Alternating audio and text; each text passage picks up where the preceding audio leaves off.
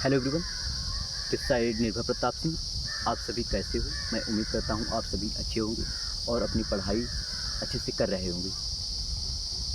आज एक मैं नए टॉपिक के साथ आया हूँ और थंबनेल देखकर आपको पता ही लग गया होगा कि यूपीएससी और पीसीएस की तैयारी में एनसीईआरटी कौन-कौन सी महत्वपूर्ण होती हैं, कौन-कौन सी नहीं महत्वपूर्ण होती हैं। इस टॉपिक पर मैं बात करूँगा 4 से 5 मिनट, और आप मुझे लगता है 4 से 5 मिनट पूरा देखकर जाइए, जिससे आपको मुझे लगता है 100 में 95%, क्या मैं 100% कहूँ तो 100% आपको हेल्प होने वाली है। तो मैं आपका ज़्यादा समय ना लेते हुए मैं वीडियो को स्टार्ट करता हूँ। एक क्वेश्चन आपसे यह है कि एनसीईआरटी क्यों पढ़ना चाहिए?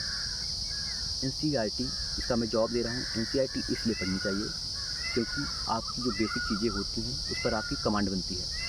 आप क्वेश्चन जैसे कोई भी कुछ भी ले, हर अगर इतिहास पढ़ रहे हो, हिस्ट्री पढ़ रहे हो, प्रागैतिहासिक काल है, आदिऐतिहासिक काल है, पुरापाषाण काल है, नवपाषाण काल है, ये सभी हिस्ट्री के जो है टर्म है।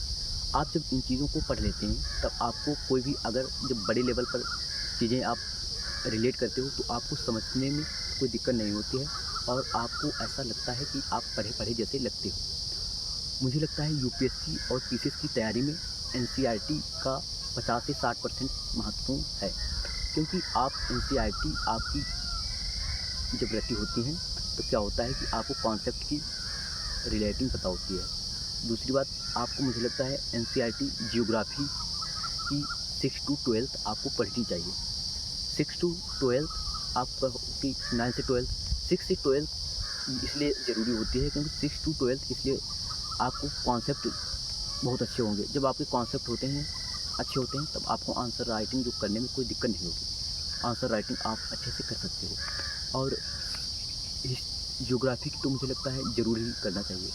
और उसके बाद आप इकोनॉमिक्स की 9th टू 12th कर सकते हो, जिससे आपकी बेसिक जो जानकारी होती है, पूंजीवादी अर्थव्यवस्था, समाजवादी अर्थव्यवस्था, मिश्रित अर्थव्यवस्था, ये आपको जब चीज़ें पता हो जाती हैं तब आप जब बड़े लेवल पर जाते हो, जब एक बेस बनाने के बाद आप जैसे कोई किसी कोचिंग में फाउंडेशन लेते हो या सेल्फ स्टडी करते हो तो चीज़ें आपको पता होती हैं, आपको नई नई चीज़ें नहीं लगेंगी। ऐसे आप साइंस की जा सकते हो, साइंस के लिए आप एनसीईआरटी की बुक पढ़ सकते हो। एनसीईआरटी की आप मुझे लगता है आप उसकी 11th या 12th की बुक पढ़ सकते हो, वो मुझे लगता है बेस्ट है, तो आप समझ जाओगे। आप पॉलिटी के लिए आप 9 टू 12 रिकमेंड कर सकते हो, क्योंकि पॉलिटी में ऐसा रहता है, आपको पता होना चाहिए लोकतंत्र क्या है, विधायिका क्या है, कार्यपालिका क्या है। ये जब आपको पता होंगी तब आप जब बड़े स्तर पर जाएंगे, जिससे पॉलिटी के लिए लक्ष्मीकांत जब पढ़ेंगे आप या किसी टीचर से आप पढ़ेंगे तब आपको चीज़ें नई नई लगेंगी और आपका पढ़ाई भी अच्छी होगी। और ऐसे कोई और जितने भी सब्जेक्ट हैं, history, polity, geography, economics, science, ये जो पाँचों सब्जेक्ट की एनसीईआरटी हैं, जब पढ़ लेते हो आप, मैंने वीडियो में बता चुका हूँ, ये पाँचों सब्जेक्ट की एनसीईआरटी कवर करने के बाद तभी आपको स्टैंडर्ड बुक या किसी कोचिंग में जाना चाहिए। अगर आप ऐसा नहीं करते हैं तो मुझे लगता है 100 में मैं 50% ये कह सकता हूँ कि आपको धोखा होने वाला है। धोखा इसलिए होने वाला है क्योंकि आपको चीज़ें पता ही नहीं होंगी, आपको नई नई जानकारी लगेगी और आपको समझ नहीं कुछ आएगा। इसलिए मैंने ये वीडियो बनाया है। एक भाई का कमेंट था तभी मैंने ये वीडियो बनाया है।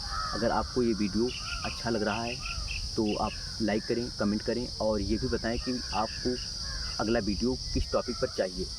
तो मैं इस वीडियो को यहीं पर विराम देता हूँ। थैंक यू सो मच आप सभी का यार, इतना सपोर्ट करने के लिए थैंक यू सो मच।